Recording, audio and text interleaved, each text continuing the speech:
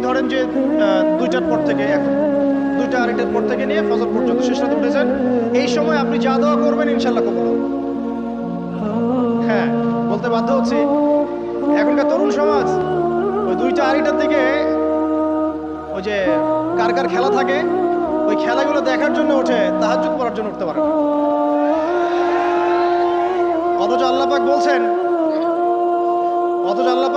কি যে শেষ রাতে আল্লাহ পাক প্রথম আসমানে নেমে আসেন এবং আহ্বান করেন, কে আছো আমার কাছে কিছু চাইবে আমি দিব, কে আছো আমার কাছে রিজিক চাইবে দিব, কে আছো আমাকে ডাকবে আমি তোমার ডাকে সাড়া দিব, কে আছো আমার কাছে ক্ষমা চাইবে আমি তোকে ক্ষমা করে দিব।